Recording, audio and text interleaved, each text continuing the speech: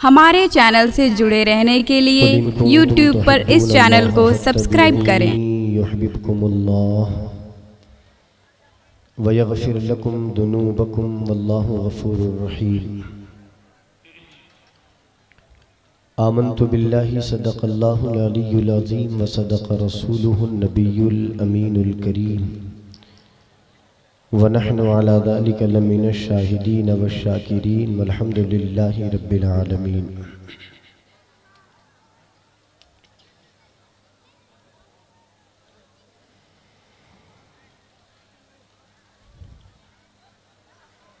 मेरे क़ल्बो जिगर पर राज करने वाले पीर तरीक़त रहबर राह शरीयत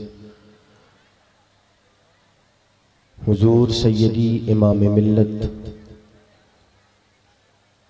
रौनक़ बज़्म उलमाए अहले सुन्नत शुअराए मिल्लत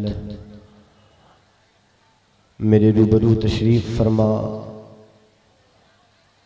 आशिक़ाने सैयदुल हिंद अस्सलामु अलैकुम व रहमतुल्लाहि व बरकातुहू। वालेकुम अस्सलाम व रहमतुल्लाहि व बरकातुहू।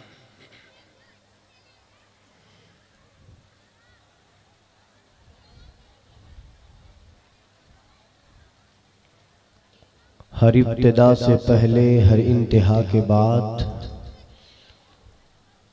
ज़ाते नबी बुलंद है, ज़ाते खुदा के बाद बेशक सुभान अल्लाह। दुनिया में एहतराम के काबिल हैं जितने लोग, मैं सबको मानता हूँ मगर मुस्तफ़ा के बाद। अरे वाह वाह वाह वाह। दुनिया में एहतराम के काबिल हैं जितने लोग, मैं सबको मानता हूँ मगर मुस्तफ़ा के बाद। और क़त्ले हुसैन असल में मर्गे यजीद है, इस्लाम जिंदा हो चुका बस करबला के बाद। इस्लाम जिंदा हो चुका बस करबला के बाद। ये तेरी ज़मीन तेरा आसमान है ख्वाजा, इसीलिए तो भारत महान है ख्वाजा। बस एक कतरे के मानिंद है अनाज सागर, तुम्हारे कासे में हिंदुस्तान है ख्वाजा। बस एक कतरे के मानिंद है अनाज सागर, तुम्हारे कासे में हिंदुस्तान है ख्वाजा। और दयारे हिंद में सूफी समाज चलता है। मेरी आवाज अगर आपके कानों तक पहुंच गई है तो बुलंद आवाज से बोल जाएं सुभान अल्लाह। हुजूर इमाम मिल्लत की मोहब्बत अगर आपके दिलों में है तो उसकी भी कोई वजह होगी, उसका भी कोई सबब होगा। मेरी कोशिश होगी कि वो वजह और वो सबब बताऊं कि क्यों हुजूर इमाम मिल्लत से आप मोहब्बत करते हैं। दयारे हिंद में सूफी समाज चलता है, उसी के ज़ेरे असर काम काज चलता है। और जनाब आपकी सरकार तो अभी की है, जो इशारा समझे होंगे वो बुलंद आवाज से बोलेंगे सुभान अल्लाह। सुभान अल्लाह सुभान अल्लाह। अहले स्टेज के खुसूसी तवज्जो आपकी दुआओं का मुस्तहक। सुभान अल्लाह। दयारे हिंद में सूफी समाज चलता है, उसी के ज़ेरे असर काम काज चलता है। जनाब आपकी सरकार तो अभी की है, यहाँ तो सदियों से ख्वाजा का राज चलता है। अरे वाह वाह वाह वाह वाह। जिंदाबाद जिंदाबाद। सरकार तो अभी की है, यहाँ तो सदियों से ख्वाजा का, बुलंद आवाज से ना, यहाँ तो सदियों से ख्वाजा का राज चलता है। कौन ख्वाजा, किसका जिक्र मनाने बैठे हो? खुदा के शेर के लख्ते जिगर गरीब नवाज, हसन हुसैन के नूरे नजर गरीब नवाज। दयारे कुफ्र में टीका लगा के रहते हम, हमारे बीच ना आते अगर गरीब नवाज। सुभान अल्लाह सुभान अल्लाह। दयारे कुफ्र में टीका लगा के रहते हम, हमारे बीच ना आते, हमारे बीच ना आते अगर गरीब नवाज। हमें बार बार इस बात की सर्टिफिकेट देनी पड़ती है कि हम हिंदुस्तानी मुसलमान वतन के वफादार हैं। हमसे पूछा जाता है कि तुम मुसलमान हो तो क्या वतन से मोहब्बत करते हो? हमसे हमारी मुसलमानी का सबूत मांगा जाता है, हमारे हिंदुस्तानी होने का सबूत मांगा जाता है।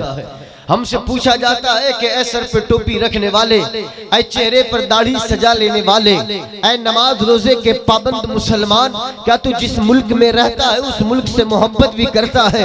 हमसे हमारी मोहब्बत का हमसे हमारी मोहब्बत का सवाल करने वाले, हमसे हमारी मोहब्बत का मुतालबा करने वाले बार बार हमसे ये सवाल करते हैं कि तुम हिंदुस्तान से मोहब्बत करते हो?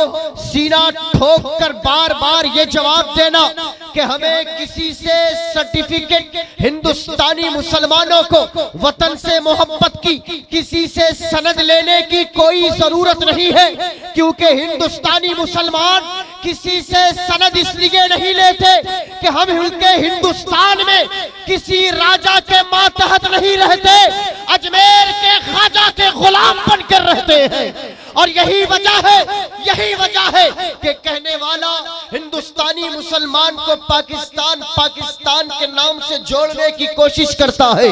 जब देखो हिंदुस्तानी मुसलमानों को पाकिस्तान की दुहाइयां दी जाती है, बरबला कहने की जुर्रत और जसारत कर रहा हूँ।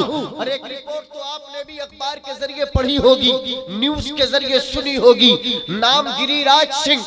जब देखो हिंदुस्तानी मुसलमानों को पाकिस्तान से जोड़ने की बातें करे, इतनी मर्तबा मुसलमाना ने हिंदुस्तान का पाकिस्तान के साथ नाम जोड़े, जैसा कि एक पाकिस्तानी भी अपने मुल्क का नाम नहीं लेता। हम क्यों जाए पाकिस्तान, क्यों जाए लाहौर, हम क्यों जाए कराची?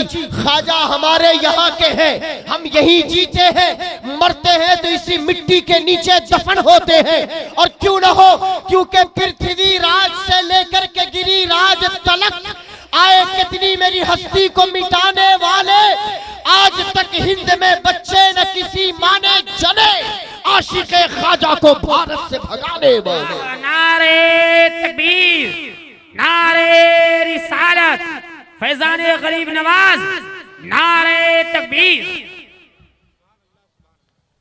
मौत अपने वक्त में मुतय्यन है, लिकुल्लि उम्मतिन अजल, फइज़ा जाअ अजलुहुम ला यस्तअखिरून सआतन वला यस्तक़दिमून। जब किसी नफ्स की मौत का वक्त मुतय्यन होता है, आती है, तो न एक लम्हा पहले न एक लम्हा बाद में, जो उसका वक्त मुतय्यन है उसी लम्हे आती है। जिस मकाम पर लिखी होती है उस मकाम पर आती है, जिस कैफियत के साथ लिखी होती है उस कैफियत के साथ आती है, जिस वक्त लिखी होती है उस वक्त के साथ आती है। जब हमारी मौत और जिंदगी का मालिक हमारा परवरदिगार है, तो हमें किसी बहाने को तलाश करने की जुर्रत नहीं करनी चाहिए। हमने हमारे ख्वाजा के दामन को थामा है, हमने सज्जिदुल हिंद की वाबस्तगी का नारा लगाया है, हमने हुजूर इमाम मिल्लत की बारगाह से वाबस्तगी हासिल की है। टंके की चोट पर कहना कि जिस तरह हमारे ख्वाजा ने अपने गुलामों के साथ मुल्क हिंदुस्तान में कदम रंजाई फरमाकर कुफरिस्तान में, हिंदुस्तान में, कुफरिस्तान में इस्लाम का परचम बुलंद किया था, ख्वाजा के गुलाम, सज्जिदुल हिंद के गुलाम, इमाम मिल्लत के गुलाम, जन्मे दम में जब तक जान है, जी में जब तक जान है, जब तक जिंदगी है, हम ख्वाजा की गुलामी का हक अदा करते रहेंगे, सज्जिदुल हिंद की गुलामी का हक अदा करते रहेंगे। सुभान अल्लाह, जिंदाबाद जिंदाबाद, अल्लाहु अकबर, या रसूल अल्लाह, जिंदाबाद जिंदाबाद, अल्लाहु अकबर। हम नहीं डरेंगे किसी माहौल से, हम नहीं डरते हैं किसी सिचुएशन से, हमें इस बात का खौफ होना भी नहीं चाहिए कब कहां क्या हो जाए। जो होता है अल्लाह के हुक्म से और उसके इशारे से होता है। खौफ अगर बसाना है तो अपने इस दिल में अल्लाह का खौफ बसाओ। आज सारी दुनिया में अगर मुसलमानों को सवाल की जानिब देखती हुई निगाहें देखती है, तो खुदा के इज्जतो जलाल की कसम, आप अपने गिरेबा में झांक कर देखो, न तुम्हारे ईमान की कसक वो रही जो तुम्हारे आबाओ अजदाद की थी, न दीन की पैरवी का वो तौर तरीका रहा जो तुम्हारे आबाओ अजदाद का था। कल दीन के मतवाले बड़ी शान से दीनदारी निभाया करते थे, इसलिए दुनिया उन्हें सलाम करती थी। आज हमने दीन का रिश्ता तोड़ा है, यही वजह है कि दुनिया गुलाम बनाने पे तुली बैठी। अरे वाह वाह वाह वाह वाह, हमने मस्जिदों को छोड़ा, चौराहों को आबाद किया है। हमने मदरसों को छोड़ा, होटलों को आबाद किया है। हमने मदरसों से नाता तोड़ा, हमने चौराहे पर खड़े होकर मौलवी और मुल्लाओं की चुगलियां की है।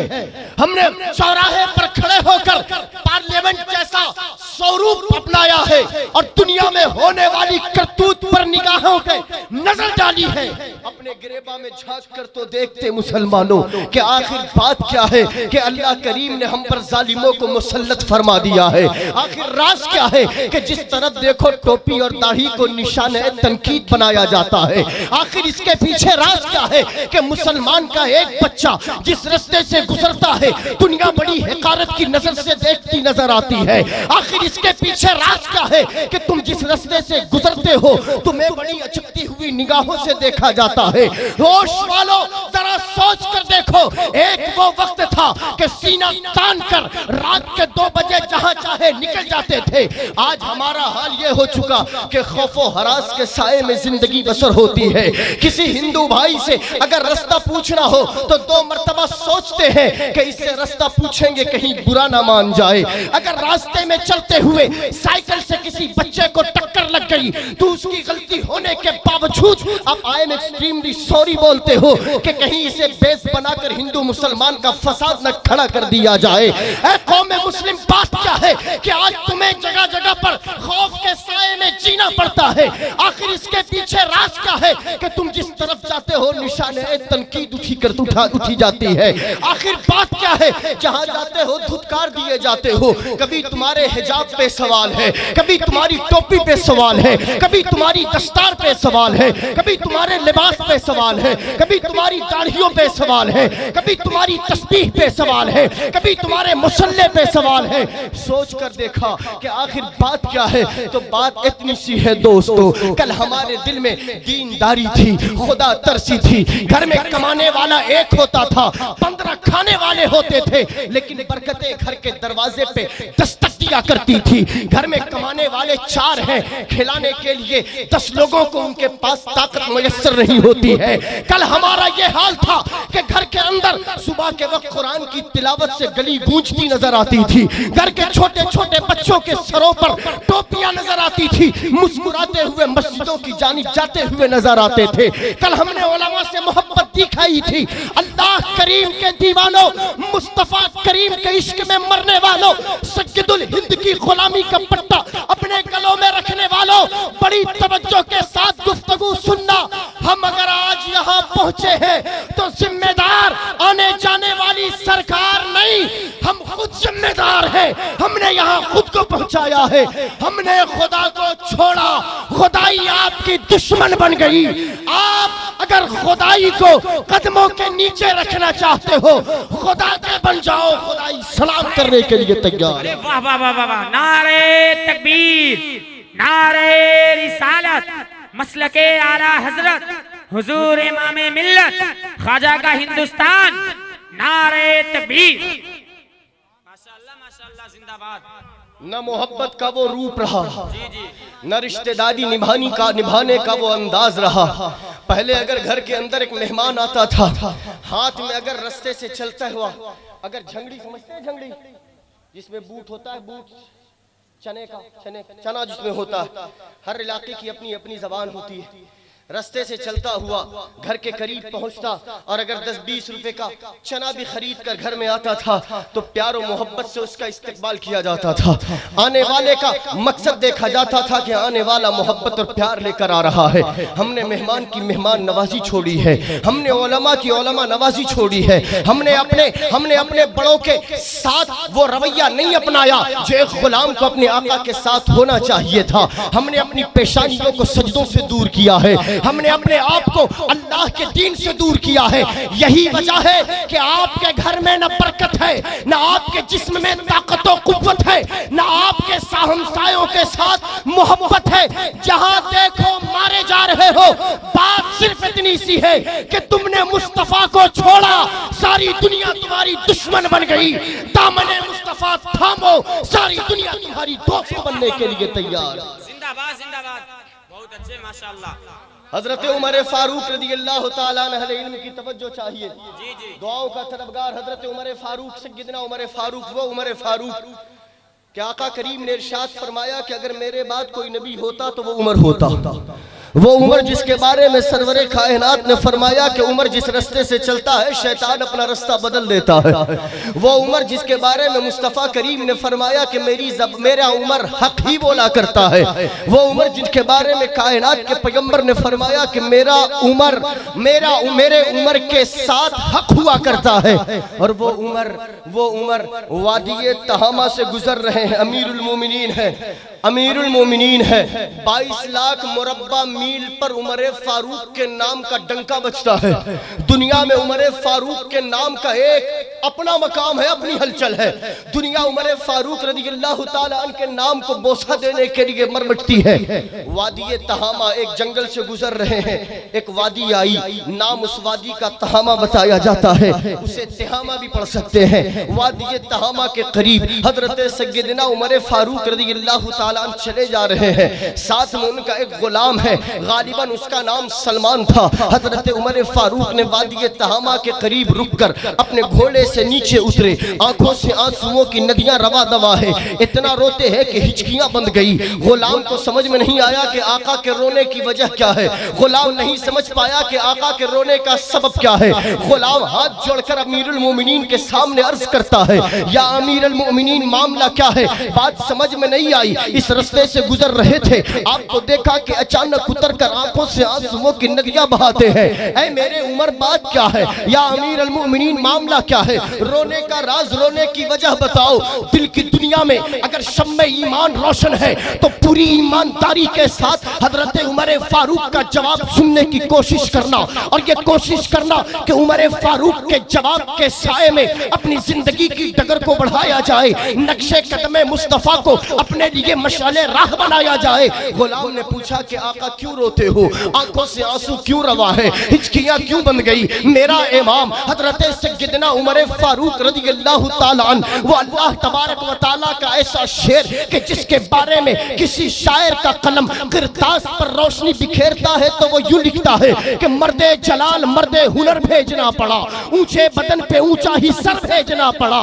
बढ़ने लगा था जोर जहालत की फौज का, रुए ज़मीं पे रब को उमर भेजना पड़ा।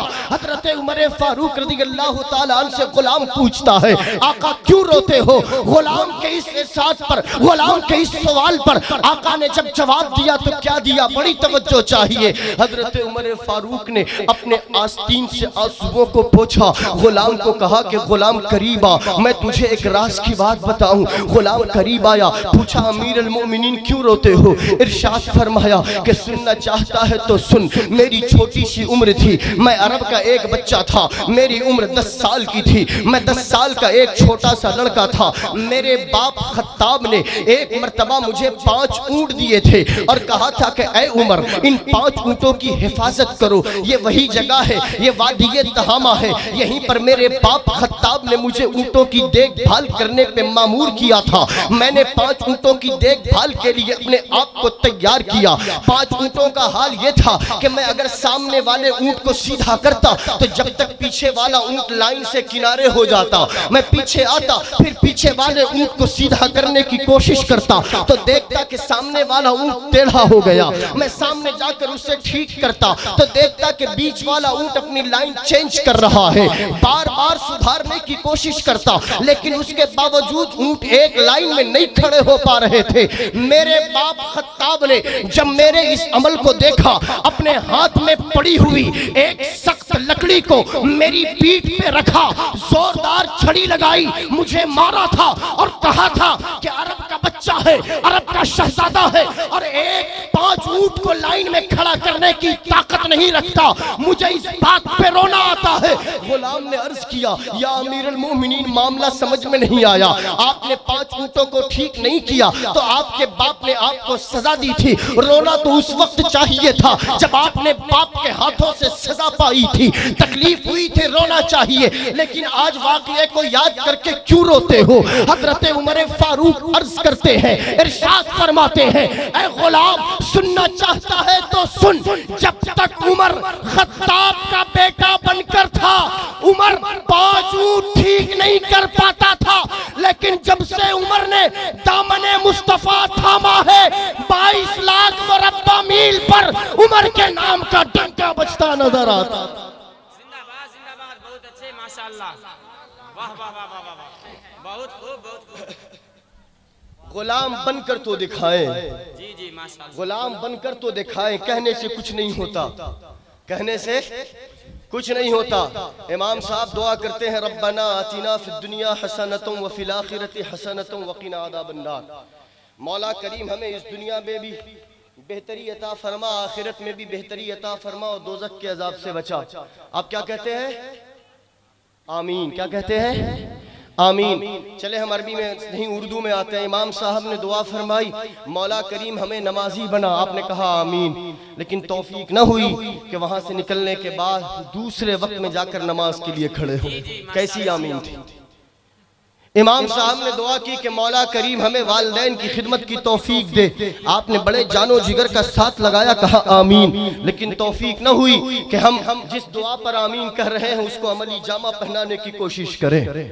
आपके इमाम साहब ने दुआ फरमाई थी कि ऐ मौला करीम हमें वालिदैन के साथ हुस्न सुलूक करने की तौफीक अता फरमा, आपने कहा आमीन, लेकिन फिर हाल यही हुआ कि घर के अंदर कदम रखते हैं तेवर ऐसा दिखाया कि वालिदैन गुफ्तगू करने में डर महसूस करें, खौफ महसूस करें। हम कुछ बोले तो कहीं बेटा नाराज ना हो जाए, हमने जबान से कुछ निकाला तो कहीं ऐसा ना हो कि बेटे को तकलीफ हो जाए। अरे लोगों शर्म से मर जाओ, डूब मरो इस बात पर कि आपकी गुफ्तगू के सामने बाप अपनी गुफ्तगू को पस्त करता हो, वालिदा अपनी गुफ्तगू को पस्त रखा करती हो। उनके मन की ख्वाहिशें, उनके मन की उमंगे, उनके दिलों में उमड़ने वाली उमंगे उनकी जबान पर आने से कबल आपके तेवर को देखकर पहले ही खुश्क हो जाती है, सूख जाती है, मातम कुना होती है कि मेरा बेटा इस तेवर का मालिक है, कहीं मैंने कहा तो उसके तेवर का हाल क्या होगा। अरे लोगों सोचो, इमाम की दुआ पर आमीन कहते हो, जबान कहती है, दिल उसके लिए तैयार नहीं होता। अगर जबान से आमीन कहते हो तो पहले दिल को तैयार करो। यकीन के साथ कहता हूं कि जिस दुआ पे आमीन जबान और दिल के साथ कहोगे अल्लाह उस दुआ को जरूर कबूल फरमाने वाला। वाह वाह वाह वाह वाह, सुभान अल्लाह सुभान अल्लाह, जिंदाबाद जिंदाबाद। खुद को बनाकर तो दिखाओ, खुद को बनाकर तो दिखाओ। ऐसा तो नहीं कि आपके पास उलमा नहीं आते, खुतबा नहीं आते, हुजूर इमाम मिल्लत जिनकी जिंदगी अपने मुरीदों की तरबियत में गुजरती है, जिनकी जिंदगी के शबो रोज इस फिक्र में मुब्तला होते हैं कि मेरी उम्मत, मेरे मुरीद, मेरे मोतकीदीन की फलाह हो जाए, उनकी दुनिया बने, उनकी आखिरत बने, जिनकी जिंदगी का लम्हा लम्हा अपने मुरीदों की तरबियत में गुजरा करता है। कभी उनकी दुआएं नीम शबी को सुनने की कोशिश तो किया करो, उनकी दुआएं क्या होती होंगी। मेरा दिल तो यही कहता है कि वो अपने लिए कम, अपने मुरीदों की बख्शिश की दुआएं परवरदिगार आलम से ज्यादा मांगते होंगे। ये करम है परवरदिगार आलम का कि अल्लाह करीम ने आपको इस दरबार से वाबस्तगी अता फरमाई है। ऐसा दर्द रखने वाला दिल हुजूर इमाम मिल्लत के पास है, वरना पीर तो हर जगह नजर आते हैं। आए नजराना लिया, मुसाफा किया, हाथ चुमाते हैं, पांव दबाते हैं, खिदमत करवाते हैं, गाड़ी का किराया लेते हैं, नजराना लेते हैं, सलाम का जवाब देते हैं और निकलते चले जाते हैं। इस तरह के पीर को ढूंढ कर तो लाओ जो अपने मुरीदों के झुरमुट में बैठता हो तो ऐसा लगे कि चांद जैसी सूरत लिए बैठा हो, जो अपने मुरीदों के सामने बैठा हो तो ऐसा लगे कि इन मुरीदों के सर पर परवरदिगार आलम के नेक और सालेह बंदे गौसे आजम का फैजान झमाझम बरसात की सूरत इख्तियार कर गया हो। वरना आपकी फिक्र किसे होती है? आपने कभी सोचा है? एक बात कहने की जुर्रत कर रहा हूं, आप अपने बेटे से प्यार करते हैं ना? हर बाप अपने बच्चों से प्यार करते हैं ना? स्टेज भी करते होंगे। हर बाप अपने बच्चे से प्यार करता है। बेटे को बुखार हो जाए, वो डॉक्टर के पास गया, बेटे को लेकर डॉक्टर के पास गया, डॉक्टर साहब मेरे बेटे को बुखार है, जिस्म बुखार से तप रहा है, न खाना अच्छा लगता है, न इसकी नींद पूरी होती है, बेचैनो बेकरार रहता है। डॉक्टर ने नब्ज थामी, देखा कि इसे बहुत तेज बुखार है, दवा से काम नहीं चलेगा, इंजेक्शन देना पड़ेगा। क्या कहता है डॉक्टर? इंजेक्शन देना पड़ेगा। डॉक्टर ने कहा, ऐ आने वाले शख्स, अपने बच्चे को अपनी गोद में बड़ी मजबूती से थामना। इंजेक्शन का काम है कि वो तकलीफ पहले देगा, आराम बाद में देगा। इंजेक्शन का काम है कि वो पहले सुई चुभाएगा, उसकी तकलीफ होगी, आराम बाद में मिलेगा, बुखार से आराम बाद में मिलेगा।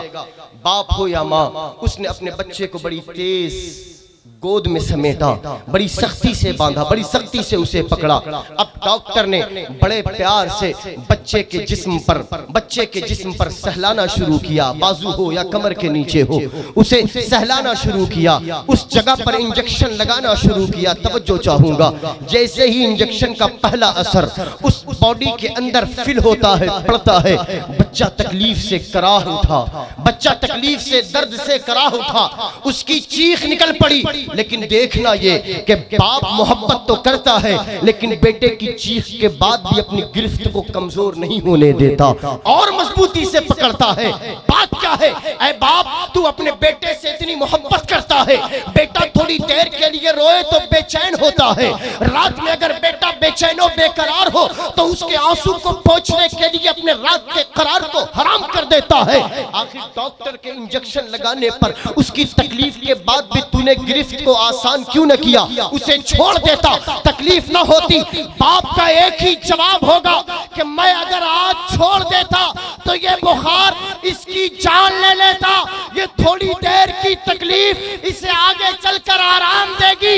अगर तुम्हारा पीर तुम्हें थोड़ी देर के लिए सख्त आगाही दे, सख्ती से तुम पर अपनी गिरफ्त मजबूत करे, तो इस बात पर खुश हो जाना कि तुम्हारे पीर ने तुम्हें बाप की तरह अपने बच्चों जैसा प्यार दिया है कि आज तुम पर सख्ती फरमाकर कल जहन्नम के दोज़ख से, नारे जहन्नम से, उसकी तकलीफ से, उसकी शिद्दत से, उसकी हौलनाकियों से बचाने का बेड़ा उठा रखा। जिंदाबाद जिंदाबाद, बहुत अच्छे माशाअल्लाह।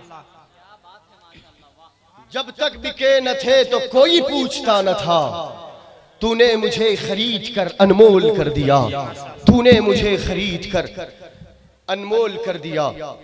ये अच्छा, एक बात और, हम जिस मदरसे में आए, मदरसा गौसिया रदविया फैजान सैयदना, मदरसा गौसिया रदविया फैजान सैयदना, जिसका बोर्ड निगाहों के सामने है ना, गौसे आजम का फैजान, आला हजरत का फैजान और सैयदना पाक का फैजान, और फिर सरापा फैजान बनकर हुजूर इमाम मिल्लत की जलवागरी होने वाली है। ये नसीब के फैसले हैं। ऐसे फैसलों पर रश्क किया करो, ऐसे फैसलों पर वज्द किया करो, क्योंकि ऐसी नेमतें, ऐसी बरकतें, ऐसी रहमतें, ऐसी जिनागतें सबके हिस्से में नहीं आती कि महफिल तो एक ही हो, लेकिन फैजान कई औलियाए किराम का बरस रहा है, मजलिस एक ही हो, जिक्र कई औलियाए किराम का हो रहा है।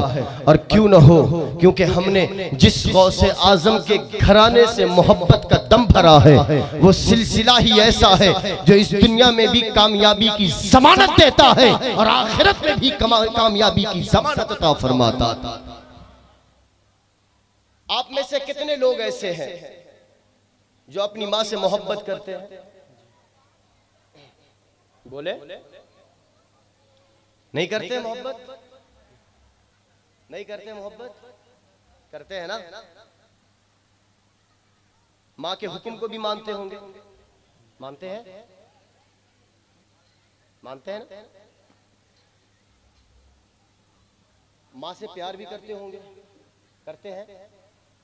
करते हैं ना? बोले बुलंद आवाज से। किसी पार्टी का नारा तो नहीं लगवा रहा हूं ना? अभी इलेक्शन का टाइम है कि ये तो ना सोचे कि मैं किसी पार्टी की तरफ से आया। हमारी एक ही पार्टी है, कादरी पार्टी। हम कादरी है, कादरी थे, कादरी है और कादरी ही रहेंगे। इंशाअल्लाह हमारी नस्लें भी कादरी होंगी, है ना? ये दुनिया की सरकारें आती जाती रहती हैं, ऊंचे ऊंचे अहवालों से क्या लेना, नंगे भूखे बेचारों से क्या लेना, ऊंचे ऊंचे है वालों से क्या लेना, ऐसा कहूं कि ऊंचे ऊंचे हम वालों से क्या लेना, नंगे भूखे बेचारों से क्या लेना, मेरे आका बेहतर देने वाले हैं, इन आती जाती सरकारों से क्या लेना, मेरे आका बेहतर देने वाले हैं, इन आती जाती सरकारों से क्या लेना। हर बेटा अपनी माँ से मोहब्बत का दम भरता है, लेकिन एक बात हमेशा याद रखें कि मोहब्बत करते हैं, हुक्म को मानते हैं, ये बात अपनी जगह ठीक है। मोहब्बत करें, हुक्म को माने, लेकिन कोशिश किया करें कि माँ के नखरे उठाने की, कोशिश किया करें माँ के नाज उठाने की, कोशिश किया करे कि काम ऐसा हो जिससे आपकी माँ राजी हो, कोशिश किया करे कि काम ऐसा करे जिससे माँ की खुशनुदी हासिल हो जाए। मैं मिसाल के तौर पर समझाने की कोशिश कर रहा हूँ। आप माँ ये कहे बेटे बाजार से घर में रोशनी के लिए एक बल्ब लेकर आओ, आप बल्ब लेकर आओ। माँ ने देखा, पूछा बेटे कितने में लाया? आपने कहा 20 रुपए का है अम्मी जान। माँ ने देखा, कहा बेटे ये नहीं, मैंने सुना था कि फिलिप्स का बल्ब अच्छा होता है, कोई भी एक नाम ले ले। आप कहो कि नहीं अम्मी जान ये बल्ब उससे अच्छा है। माँ कहे कि नहीं बेटे फिलिप्स ला कर दे। आपका काम ये होना चाहिए, ये अक्ल तो कहती है कि मैं जो बल्ब लाया हूँ वो उस बल्ब से अच्छा है जिसके बारे में माँ कह रही है। लेकिन खुदा के लिए आप घर में बल्ब की रोशनी को न देखो, बल्कि ये देखो कि मेरी माँ की रज़ा किस बात पे तुली बैठी है। आपने जिस बल्ब को लाया उसे किनारे रखो, जाकर उस बल्ब को लाकर अपने माँ के हाथों में दो जिसके बारे में तुम्हारी माँ ने कहा था, क्योंकि मेरा यकीन ये कहता है कि तुम्हारे लाए हुए बल्ब से घर रोशन होगा। माँ के कहने पर लाया हुआ बल्ब तुम्हारी दुनिया भी रोशन करेगा, कब्र भी रोशन करेगा, आखिरत भी रोशन करने वाला। कि तुम जो बल्ब लाओगे उसमें तुम्हारी रज़ा होगी, माँ के कहने पर जो चीज तुम लाओगे इसमें माँ की खुशनुदी हासिल होगी। माँ की खुशनुदी हासिल करने की कोशिश करो। हम जिस मजहब इस्लाम के पैरोकार, जिस मजहब इस्लाम के मानने वाले, हमें अफ़्व दरगुजर का दर्स दिया गया, मोहब्बत का दर्स दिया गया, शांति फैलाने का दर्स दिया गया, हमें एक दूसरे की दिलजोई करने का दर्स दिया गया। आज भाई भाई दूसरे से लड़ने के लिए तैयार है। आज जायदाद को लेकर एक दूसरे के खिलाफ नबुर्द आजमा होने के लिए हम और आप तैयार हैं। हम एक दूसरे के बारे में उसकी कामयाबी को बर्दाश्त नहीं करते। आपके दुश्मन से किसी ने सलाम कर लिया तो आप अपने दोस्त को भी ठुकराने के लिए तैयार होते हो। जरा सोच कर देखो, जिस नबी ये रहमत की दीवानगी का हम और आप दम भरते हैं, ये नबी ये रहमत है, कायनात के पैगंबर, दुनिया जिन्हें सरवरे कायनात, फख्रे मौजूदात, हमारे और आपके आका मुस्तफा जाने रहमत सल्लल्लाहु अलैहि वसल्लम कहा करती है। आका करीम का मक्की दौर है, हुजूर ने अभी नबुव्वत का ऐलान नहीं फरमाया। हुजूर अकरम अलैहिस्सलातु वस्सलाम ने नबुव्वत का ऐलान फरमा दिया है। इब्तिदाई इस्लाम की बातें हैं। मुसलमान धीरे धीरे मुस्तफा करीम के जिलू में तशरीफ ला रहे हैं, धीरे धीरे लोग मुसलमान हो रहे हैं और दुनिया ये देख रही है कि जो कुफ्र से मुसलमानों की तरफ बढ़ रहा है। पहले अगर रेशमी लिबास पहनता था तो मुसलमान होने के बाद उसके जिस्म का लिबास पेबंद नुमा हो जाता है।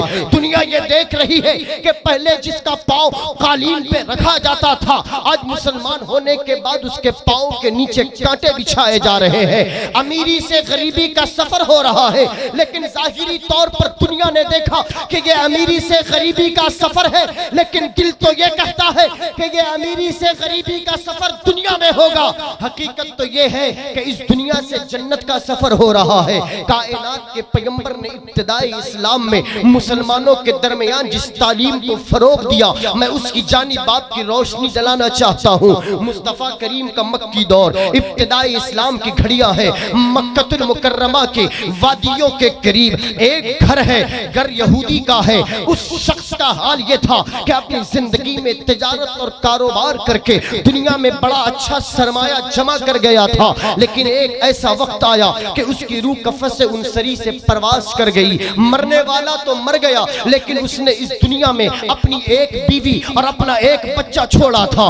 बीवी ने अपने शौहर की बची हुई दौलत से अपने बच्चे की परवरिश का आगाज किया। घर के नाज़ो नेमत को मलहूज़े खातिर रखकर घर की जरूरतों का पूरा पूरा एहतमाम किया, लेकिन जमा की हुई दौलत ज्यादा दिन कैसे टिकती, क्योंकि उसके अंदर फरोग देने वाला कोई हाथ मौजूद न था। हजरत मुस्तफा करीम अलैहिस्सलातु वस्सलाम से मोहब्बत कदम भरने वालों सुनो, यहूदी मर गया। बीवी ने बची हुई दौलत से अपने और अपने बच्चे का हाल देखा, घर की जरूरतों को पूरा किया, और एक वक्त ऐसा आया कि जमा की हुई दौलत धीरे धीरे खत्म हो गई। अब हाल गुर्बती का हो गया, मुफलिसी का हाल हो गया। अब दाने दाने को ये दोनों मोहताज होने लगे। फिर भी किसी तरह माँ ने अपने बेटे के पेट पालना शुरू कर दिया। अब नौबत यहाँ तक पहुँच गई कि उसके पास जो कीमती लिबास था उसने उन लिबासों को बेचकर अपने बेटे के खाने का इंतजाम किया। अब धीरे धीरे उसके कीमती लिबास खत्म हो गए। अब एक लिबास उस औरत के जिस्म पर पड़ा हुआ है। अब उस लिबास का हाल यह है कि इस लिबास के बाद कोई दूसरा लिबास औरत के पास नहीं जिससे वो अपने तन के ढकने का इंतजाम करे। अचानक छोटा बेटा अपनी माँ के सामने क्या देखता है कि मेरी माँ के जिस्म पर जो लिबास है वो लिबास एक जगह से फट चुका है। उसकी इज्जत नफ्स पर न जाने कौन हमला कर दे, न जाने किसकी बदनिगाही मेरी माँ के जिस्म को ताड़ने के लिए तैयार हो जाए।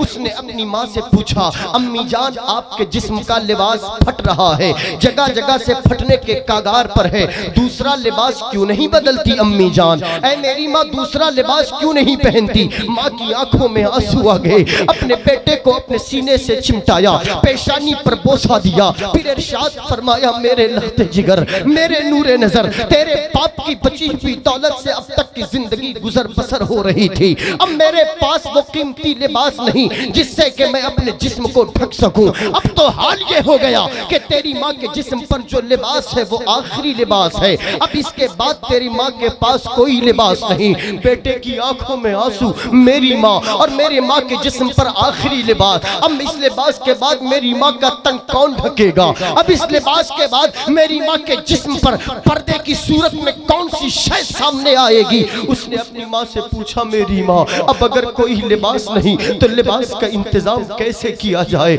माँ ने कहा कि मेरे बेटे, तेरे बाप का भाई बहुत अच्छा ताजिर है, तेरा चचा बड़ा अच्छा बिजनेसमैन है, तू उसके पास जा, अपनी माँ की इस कहानी को सुना, माँ के हाल को उसके सामने पेश कर। हो सकता है कि तेरा चचा तेरी माँ के लिए कुछ लिबास का इंतजाम फरमा दे। वो छोटा सा 7-8 साल का बेटा अपने चचा के पास बड़े जोशो खरोश, बड़े शौको शौक का मुजाहिरा करते हुए बड़ी दिलजगी के साथ अपने चचा के सामने हाजिर होता है। चचा ने पूछा कि ओ मेरे भाई के बेटे, आने की वजह क्या है, आने का सबब क्या है? अर्ज करता है कि मेरे मुशफिको मेहरबान चचा, मेरे बाप यानी आपके भाई के गुजर जाने के बाद मेरे बाप की बची हुई दौलत से मेरी माँ ने मेरी और अपनी परवरिश की है। अब हाल यहाँ तक पहुँच चुका कि घर में खाने का कोई सामान मौजूद नहीं। मेरी माँ के जिस्म पर जो लिबास है वो आखिरी लिबास है। मैं आपके सामने हाथ जोड़ता हूँ,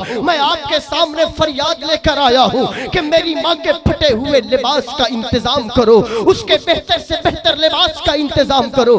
कहीं ऐसा ना हो कि अरब के औबाश किस्म के लोगों की निगाहें मेरी माँ के जिस्म को ताड़ने के लिए तैयार हो। कहीं ऐसा ना हो कि अरब के माहौल में पनपने वाली बुराइयां मेरी माँ की जानिब भी अपनी उंगलियों को उठाने के लिए तैयार हो। कहीं ऐसा ना हो कि अरब के बदमाशों की बदमाश निगाहें मेरी माँ के जिस्म पर ज़िना की नजर दौड़ाने की जुर्रत करे। ऐ मेरे भाई, ऐ मेरे बाप के भाई, ऐ मेरे चचा, अब हमारी इज्जत तेरे हवाले है, अब हमारी कहानी तेरे हवाले है। मेरी माँ के जिस्म का लिबास फट रहा है, उसके जिस्म के लिबास का इंतजाम फरमाओ। लोगों, अपने घर में ऐशो इशरत की जिंदगी जीने वालों, तुम्हारा खाना बेशक जायज है, रब ने तुम्हें दौलत दिया है तो उस दौलत पर खुजनाद और नेमत से पलने की कोशिश करो, अपने बच्चों की परवरिश करो, लेकिन खुदा के लिए मोहम्मद की गुलामी का सबूत ये देना कि पड़ोस में अगर कोई भूखा हो तो कभी उसके घर का हाल दरियाफ्त कर लेना। अपने बच्चों की अच्छी अच्छी जरूरतों को पूरा करने की लगन पैदा करने वालों सुनो, अगर तुम्हारा बेटा नाज़ो नेमत में पलने वाला ईदगाह की जानिब बड़े अच्छे लिबास पहनकर जाता है तो ख्याल ये भी रखना कि उस ईदगाह में तुम्हारे मोहल्ले का कोई ऐसा बच्चा तो नहीं कि जिसके सर पर यतीमी ने साया कर लिया, बाप का साया उठ चुका है, उस यतीम बच्चे की भी दिलजोई कर लेना।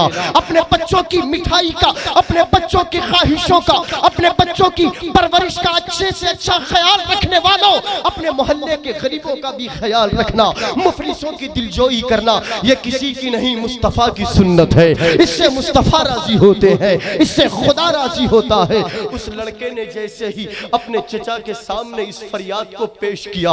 अरब का दस्तूर तकब्बुर वाला था, अरब का मिजाज गुरूराना था, अरब के लहजे में तेवर हुआ करता था। वो किसी के सामने झुकने वाले न थे, उनके सीनों में रहमदिली की बूबास न थी।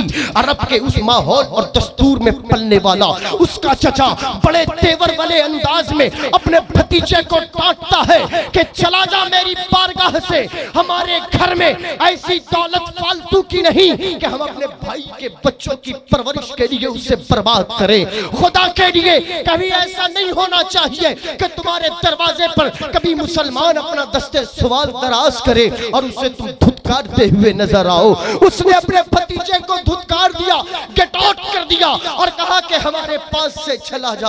अब उसका आखिरी सहारा दम तोड़ रहा था, उसकी आंखों में आंसुओं की नदियां है, उसके कदमों में लड़खड़ाहट नजर आती है, उसका झुका हुआ सर ये बताता है कि इसने किसी बड़ी उम्मीद को छोड़ दिया है।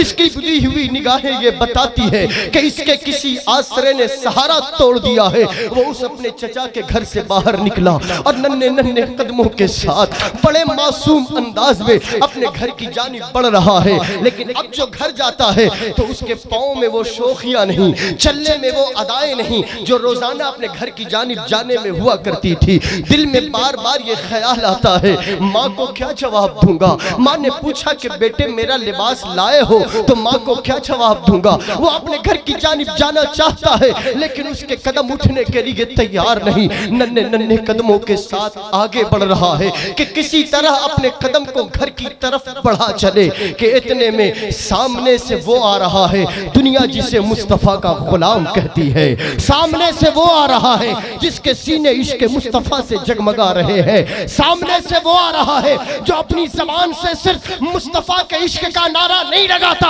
अपने दिल से मुस्तफा के इश्क की दुआइयां दिया करता है। दुनिया जिन्हें मोहम्मद का गुलाम कहती है। सामने से एक सहाबी रसूल चले आए। मुस्तफा का गुलाम वही होता है जो रोते हुओं को हंसाने की अदा जानता हो। मुस्तफा का गुलाम वही होता है जो मुफलिसों की मुफलिसी दूर करना जानता हो।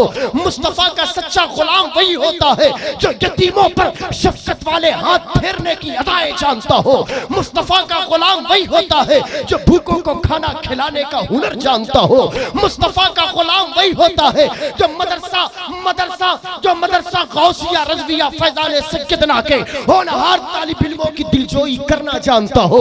मुस्तफा का गुलाम वही होता है जो अपने इमामों की, अपने असातिज़ा की, अपने मुअज्जिनीन की कदर करना जानता हो।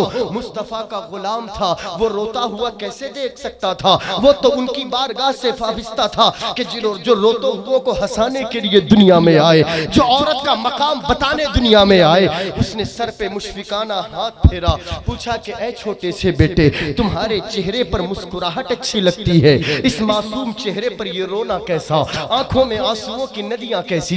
ऐ बेटे, तुम्हारे चेहरे के उतार चढ़ाव से ऐसा लगता है कि तुम्हें किसी बड़ी उम्मीद से नाकामी का हाथ थामना पड़ा है। आखिर बात क्या है कि तुम रो रहे हो, गिड़गिड़ा रहे हो। तुम्हारे उठते हुए कदम की चाप बताती है कि तुम किसी जगह से ना उम्मीद लौटे हो। बताओ तो सही कि माजरा क्या है। उस छोटे से बेटे ने एक नजर उस मुस्तफा के गुलाम की जानिब डाला, फिर निगाह को नीचे झुका लिया। वो इसलिए कि उसके चेहरे पे दाढ़ी थी, उसके सर पे अमामा था, उसका लिबास मुसलमानों जैसा था। ये बच्चा तो यहूदी था, कैसे अपनी कहानी सुना देता। उसने कहा कि जाओ, मैं तुम्हें नहीं बताता कि मैं किस प्रॉब्लम से जूझ रहा हूँ। उसने कहा कि तुम बताओ तो सही कि माजरा क्या है, शायद मैं तुम्हारे काम आ जाऊं। इसने कहा कि देखिए बात इतनी सी है कि मैं मुस्तफा, देखिए बात इतनी सी है कि मेरे माँ के जिस्म पर जो लिबास था वो आखिरी लिबास है। अब मेरी माँ के जिस्म पर कोई दूसरा लिबास नहीं। मेरी माँ ने मुझे मेरे चचा के पास भेजा था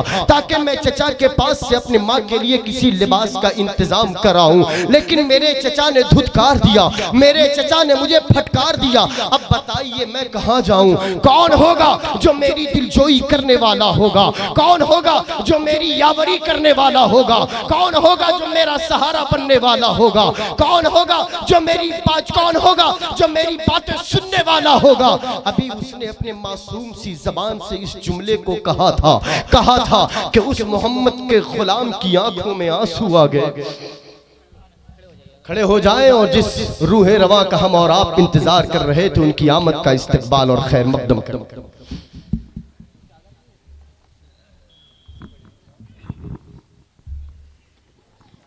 नारे तकबीर, नारे तकबीर, नारे रिसालत, नारे रिसालत, हुजूर इमामे मिल्लत, हुजूर इमामे मिल्लत, हुजूर इमामे मिल्लत, नारे तकबीर, नारे रिसालत।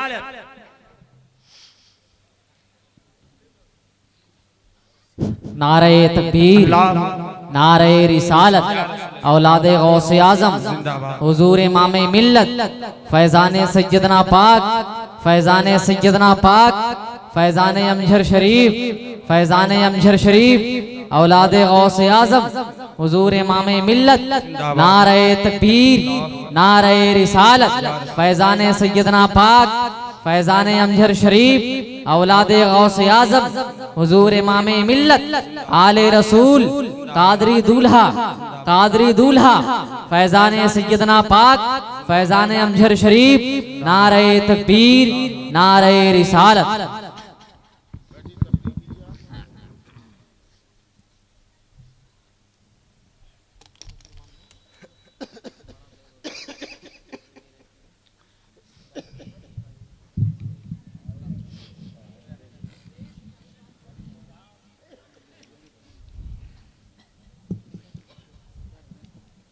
अपनी किस्मत पे नाज करने का वक्त आ गया, अपने नसीबे को बेदार करने का वक्त आ गया। जिस जात का, जिस शख्सियत का हम और आप बेसब्री से इंतजार कर रहे थे,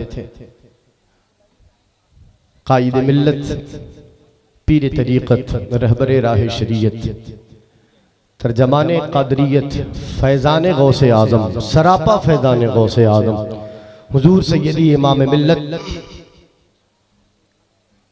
रौनक महफिल है, दूल्हा सरे बज़्म तशरीफ फरमा है।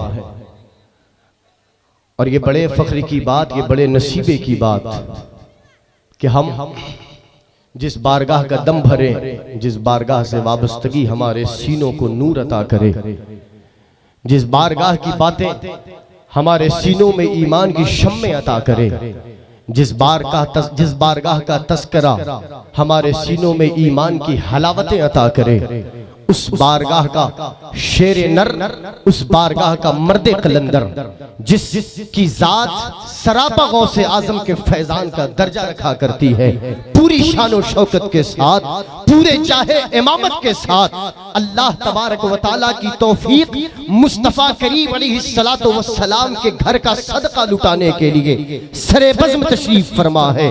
और वो लोग बड़े बदनसीब होंगे कि जो दूल्हा के आने के बावजूद दूरियां इख्तियार किए हुए हैं। उनसे गुजारिश है कि ज्यादा दूर ना हो, कहीं ऐसा ना हो कि यहाँ की दूरियां हमेशा दूर करती चली जाएं। उलमा से करीब हो, ये सादाते किराम का नूरानी काफिला, सज्जदों की तर्जमानी करने वाली ये जात, गौसे आजम की बारगाह का फैजान लुटाने वाली जात सरापा मौजूद है। इस बारगाह से वाबस्तगी का दम सिर्फ जबान से न भरे, दिल की सच्ची लगन और अकीदत के साथ इस बारगाह की वाबस्तगी का दम भरे, क्योंकि ये अकीदतें यहाँ भी काम आने वाली है, वहां भी काम आने वाली है। और मैं बड़ी यकीन के साथ, बड़ी जिम्मेदारी के साथ कहूँ कि हुजूर इमाम मिल्लत उस जात का नाम है। आप कब बैठेंगे? बैठ जाए ना, इधर आ जाए, इधर आ जाए, या आपके लिए भी कुर्सियां लगाई जाए, इधर आए।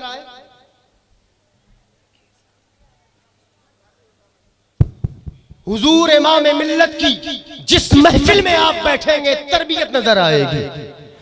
मैं बड़े यकीन के साथ और जिम्मेदारी के साथ कहता हूं, ऐ सुन्नियों, इस बात पे फख्र करना कि कोई बाप अपने बच्चे की उतनी फिक्र नहीं करता जितना हुजूर इमाम मिल्लत अपने मुरीदों की किया करते हैं। कोई बाप अपने बच्चों की फिक्र उतनी नहीं रखता, और अगर करे भी तो कैसे करे।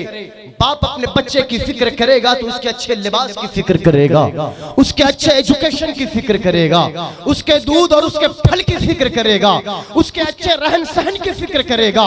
मेरा बच्चा बीमार ना हो, मेरा बच्चा किसी तकलीफ का सामना ना करे, मेरे बच्चे को हाई एजुकेशन मिले, मेरे बच्चे को आरामदायक घर मिले, उसकी सवारी बेहतर हो। लेकिन बड़ी जिम्मेदारी के साथ कि एक दुनियावी बाप अपने बच्चे की जाहिरी जिंदगी की फिक्र करता है, ये इमाम मिल्लत अपने मुरीदों की आखिरत बनाने की फिक्र करते हैं। बाप अगर फिक्र करे तो उसकी फिक्र दुनिया में खत्म हो जाती है, ये फिक्र करते हैं तो ये फिक्र आखिरत में तुम्हें नतीजा दिला दिया। नारे तकबीर, नारे रिसालत, औलादे गौसे आजम, औलादे सैयदना पाक, हुजूर इमाम मिल्लत, नारे तकबीर, नारे रिसालत। सुभान अल्लाह। नाज करो ये हुजूर इमाम मिल्लत के चरणों से उड़ने वाली धूल का सदका है कि आज आपके सामने खड़ा होकर इनका ये गुलाम जो लबकुशाई की जसारत और सआदत हासिल कर रहा है, मुल्क हिंदुस्तान के कोने कोने में जाने का अल्लाह करीम ने शरफ अता किया है। दुनिया सलाम करती है, और क्यों ना करे, क्योंकि मेरे सर पर हुजूर इमाम मिल्लत की पुष्पनाही हासिल है। मुझे हुजूर इमाम मिल्लत के दस्ते करम का फैज मिला करता है। और बड़ी जिम्मेदारी से कहूं, मैंने देखे हैं पीरों को, मैंने देखे हैं दुनिया में आकर अपने नामो नमूद की बातें करने वालों को, लेकिन खुदा के इज्जत और जलाल की कसम, अगर किसी सच्चे मुर्शिद, किसी मुर्शिदे बरहक की जानिब अगर निगाह उठती है तो दौरे हाजिर में इमाम मिल्लत सरे फहरिस्त नजर आते हैं। हुजूर इमाम मिल्लत पहला नंबर नजर आता है। मेरी निगाहें जहां तक काम करती हैं, और क्यों न हो, यहाँ इल्म के खजाने उठाए जाते हैं, तुम्हारी आखिरत बनाई जाती है, तुम्हारे कल्ब पर नजर की जाती है। हमारे और आपकी दुनिया के बचाने से ज्यादा आखिरत के बचाने की फिक्र की जाती है। हमें जहन्नम से बचाने की जिम्मेदारी, हमें जहन्नम से बचाने की फिक्र किया करते हैं। दुआ करें कि हुजूर इमाम मिल्लत को हमारी उम्रें लगे, मौला करीम हुजूर इमाम मिल्लत का साया हम पर तादेर फरमाए, इनकी उम्र में बरकतें अता फरमाए। दुरूद पाक पढ़े, अल्लाहुम्मा सल्ली अला सय्यिदिना व मौलाना।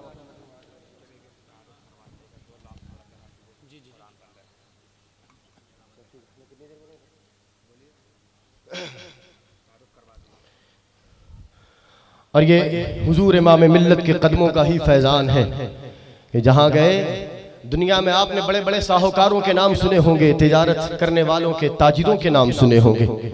वो जहाँ जाते हैं जमीन खरीदते हैं, कारोबार बढ़ाते हैं, मॉल्स बनाते हैं। अगर इंग्लिश मीडियम स्कूल भी कायम करते हैं तो उसे भी तिजारत के लिए कायम करते हैं। दुनिया का दस्तूर यही है। आओ हुजूर इमाम मिल्लत जैसा कोई ढूंढ कर तो दिखाओ कि जिस इलाके पे नजर करते हैं वहां के आखिरत संवारने के लिए फैजान सैयदना के नाम से मौसूम मदरसा कायम फरमाते हैं। ये आखिरत बनाने की फिक्र नहीं तो क्या है, ये आखिरत बनाने की फिक्र नहीं तो क्या है। ऐसे बच्चों की खेप तैयार करते हैं कि जो अपना खाली सीना लेकर मदरसे की दहलीज पर कदम रखते हैं। ये सरापा इमाम मिल्लत के फैजान की नजर है कि जब आते हैं खाली सीना पत्थर जैसा लेकर आते हैं। फैजान इमाम मिल्लत सर चढ़कर बोलता है कि 2-4 साल क्या मदरसे की दीवार के अंदर रह गए, निकले तो अपने सीने में कुरान लेकर बाहर निकलते हैं। ये सरापा हुजूर इमाम मिल्लत के फैजान का असर है। जहां गए उलमा की खेप तैयार की है, हुफ्फाज का काफिला तैयार किया है, हुफ्फाज की जमात, हुफ्फाज का गिरोह कायम फरमाया है। आपने देखा नहीं फैजान सैयदना का वो रूह परवर मंजर जहां अच्छों की अकलें तमाशबीन की हैसियत रखा करती है, जहां बड़े बड़ों की जमानतें जब्त कर ली जाती है, कि जहां 33 तालिबाते उलूम नबविया के सरों पर अल्लाह तबारक व तआला के करम, हुजूर के तुफैल गौसे आजम के सदके, हुजूर इमाम मिल्लत के निगाहों के फैज़ से 33 तालिबात को दस्तारे फजीलत का ताज अता फरमाया गया है। रिदाए फातिमा कॉन्फ्रेंस के रूप में आपने देखा नहीं, फैजान सैयदना के उस रूह परवर मंजर को, जहां फैजान सैयदना के गुलाम दारुल उलूम फैजान सैयदना की चार दीवारी के अंदर रखकर उलूम नबविया से अपने सीने को आरास्ता कर गए, और नतीजा ये हुआ कि 50 के करीब उलमाए अहले सुन्नत, हुफ्फाज़े किराम, कुर्राए कुरान अल्लाह तबारक व तआला के दीन की खिदमत करने के लिए फैजान सैयदना ने कौम के हवाले फरमाए। और ये पहली बार नहीं है, जब जाएंगे ऐसी ही जमातें आपको तैयार मिलेंगी, ऐसी ही निगाहें आप देखा तो करें। मदरसों की उम्रें गुजर जाती है, 10-10 और 20-20 साल के बाद 10 और 15 हुफ्फाज तैयार नहीं कर पाते।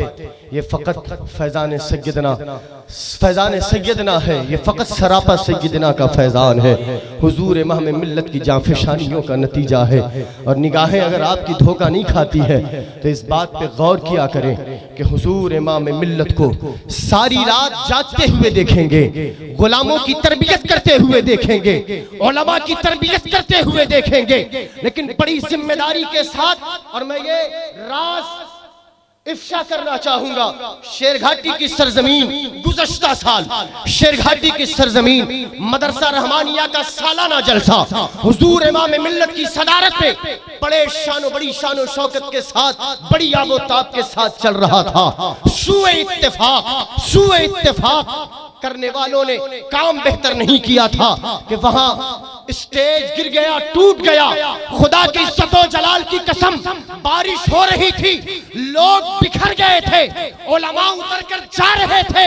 मैंने अपनी आंखों से देखा, हुजूर इमाम मिल्लत ने कुर्सी लेकर बैठना गवारा किया, गुलामों को करीब किया, और मैंने देखा कि स्टेज टूटने से पहले जलसा उतना कामयाब न था जितना हुजूर इमाम मिल्लत ने स्टेज टूटने के बाद कामयाब फरमाया। नारे तकबीर, नारे रिसालत, औलादे गौसे आजम फैजान अमजद शरीफ। लोगों ने मजाक बनाना शुरू किया था, लोगों ने चाहा था कि इस जलसे को मजाक के सुपुर्द किया जाएगा, लेकिन उन्हें पता नहीं था कि इसकी नैया को पार लगाने के लिए सैयदना का शेर आया है।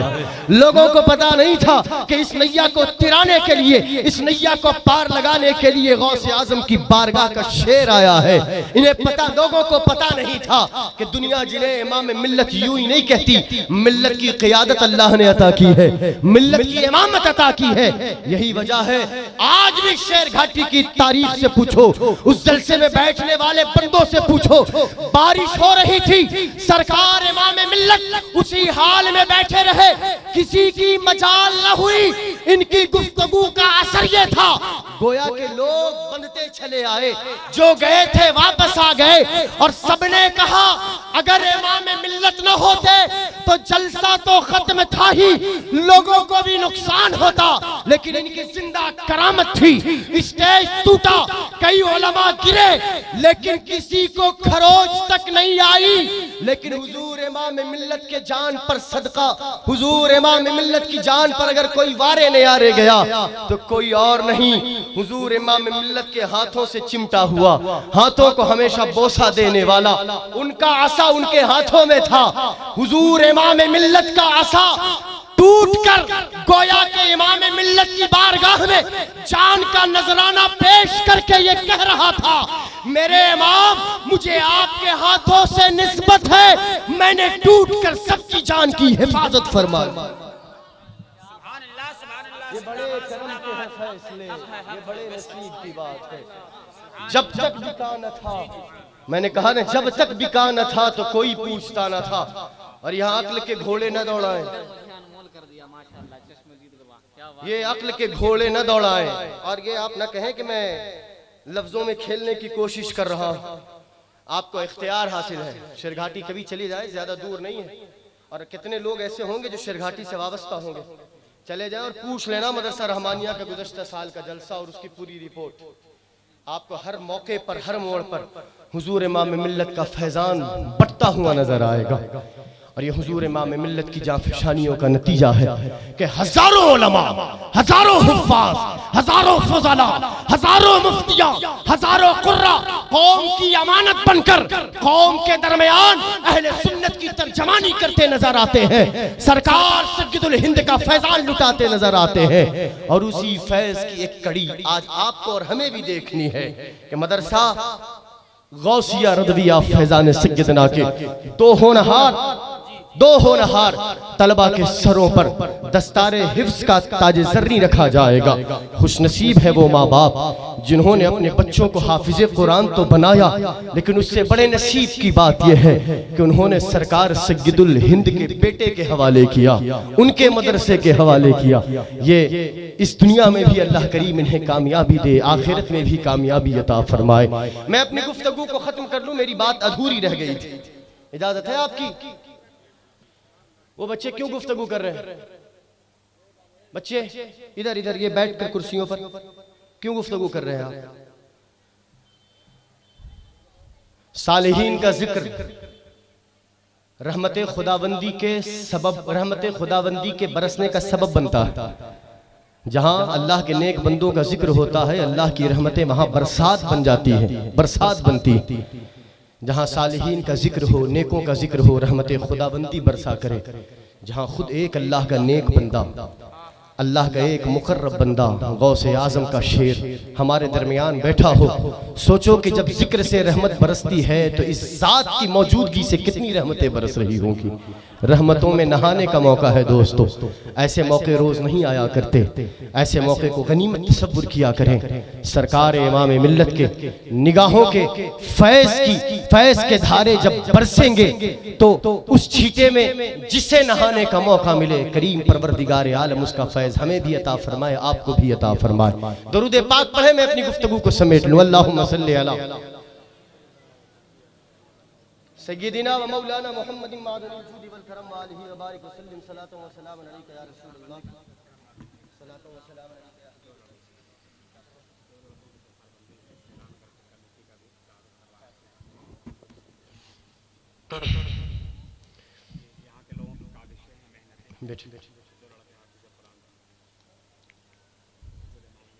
मैं जिस गुफ्तगू के जिस मोड़ पर था, आपकी तवज्जो है वहां पे? बेटे की माँ के जिस्म का लिबास फट गया था, चचा के पास गया, चचा ने धुतकार दिया, गेट आउट कह दिया।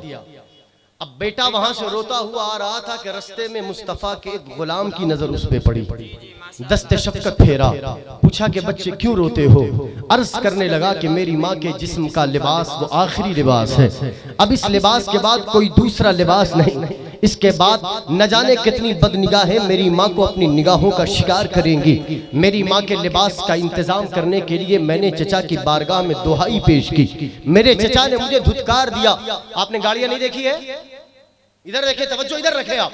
मेरे चचा ने मुझे धुतकार दिया, नकार दिया, अब मैं जाऊं तो कहां जाऊं? बड़ी तवज्जो।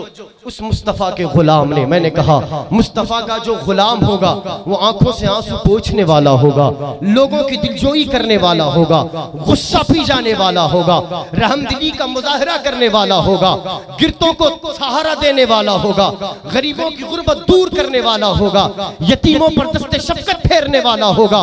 और यही दर्स हुजूर इमाम मिल्लत की बारगाह से भी मिला करता है। वो बच्चा अपने उस शख्स ने कहा कि तुम रोते क्यों हो? इसने अपनी पूरी कहानी सुनाई। उसने कहा कि बेटे रो मत, बात इतनी सी है कि तुम कहीं और ना जाओ, तुम्हारा कोई सहारा नहीं होगा, लेकिन मैं तुम्हें एक सहारा देता हूँ, मैं तुम्हें एक सहारे का नाम बताता हूँ। इसने पूछा कि जब सगा चाचा मेरा सहारा न बन सका तो अब इस मोड़ पर कौन सहारा देने के लिए तैयार होगा? उसने कहा कि जाओ, कहीं और ना जाओ, काबतुल्लाह के करीब जाओ। काबे की दीवार से टेक लगाए हुए एक नूरानी जात बैठी हुई नजर आएगी। देखना कि उनके इर्द गिर्द उनके गुलाम बाअदब बैठे हुए नजर आएंगे। उनमें जो सबसे नूरानी सूरत नजर आएगी, समझना कि वही हमारे पैगंबर हैं, समझना कि वही हमारे नबी हैं। अगर न पहचान सको तो पूछ लेना कि मोहम्मद किसे कहते हैं सल्लल्लाहु अलैहि वसल्लम। उस लड़के ने कहा, अच्छा तुम उस नबी की बात करते हो जो लोगों को आबाओ अजदाद के दीन से फेरने की बातें करते करते हैं। क्या तुम उसकी बात करते हो कि जिनकी गुफ्तगू जो सुनता है उनका गुलाम बन जाता है? क्या तुम उनकी बातें करते हो कि जो उनके बारगाह में जाता है उनका असीर बनता हुआ नजर आता है? उस मुस्तफा के गुलाम ने कहा, हाँ हाँ मैं उनकी बातें करता हूँ, लेकिन यकीन के साथ कहता हूँ कि वो कोई झूठी बात नहीं कहते, वो सच्चे हैं। उनके साथ किस्म बयानी का मामला है ही नहीं, वो लारैब साथ है, उन साथ में कोई शक और शुबा की गुंजाइश नहीं। उस बेटे ने कहा, आपकी बात तो बड़ी अच्छी है, जब कोई सहारा न हो तो डूबते हुए को तिनके का सहारा काफी नजर आता है। मैं आपकी बात को तस्लीम करूंगा और आपके पैगंबर के पास जाऊंगा, लेकिन उससे कबल मुझे माँ की बारगाह में जाना है। उस इंसान ने पूछा, माँ के पास जाने की वजह क्या है? अर्ज करता है कि मैंने आज तक कोई कदम माँ की इजाजत के बगैर नहीं निकाला, नहीं उठाया है। मेरा कोई काम बिना माँ की इजाजत के नहीं होता है। मैं अपने माँ की रजा चाहता हूँ, माँ की खुशनुदी चाहता हूँ। उसका मसलक, उसका मशरब और उसकी मिल्लत के बारे में गुमान न करना। मैंने पहले कहा था कि वो यहूदी था, वो कौमे यहूद से था, वो दीने मुस्तफवी का मानने वाला बच्चा न था, उसकी परवरिश यहूदी माहौल में हुई थी। उसने कहा कि मैं अपनी माँ की रजा के खिलाफ कोई कदम नहीं उठाऊंगा। लोगों, तुम तो उस नबी के मानने वाले हो, उस पैगंबर के मानने वाले हो, उस हादी इंसानियत के मानने वाले हो, उस रहबर इंसानियत के मानने वाले हो कि जिसका फरमाने आली शान है, अल जन्नतु तहत अक़दामिल उम्महात, जन्नत माँ के कदमों के नीचे है। जिसने ये फरमाया कि माँ बाप तुम्हारे लिए जन्नत भी है, माँ बाप तुम्हारे लिए जहन्नम भी है। पूछा गया था, या रसूल अल्लाह, माँ बाप जन्नत तो बन सकते हैं, उनकी इताअत करें, फरमा बरदारी करें, उनके नक्शे कदम पर चलें, उनकी बातों को माने, उनकी दिलजोई करें, रब्बे करीम जन्नत अता फरमाएगा। माँ बाप बच्चों के लिए जहन्नम कैसे बन सकते हैं? कायनात के पैगंबर ने इरशाद फरमाया था कि जिस तरह माँ की खिदमत, बाप की खिदमत, वालिदैन की इताअत तुम्हें जन्नत का हकदार बनाती है, वालिदैन की नाराजगी तुम्हें जहन्नम का हकदार बनाती है। लोगों, अपने दिल में, अपने गिरेबा में झांक कर देखो, कहीं ऐसा तो नहीं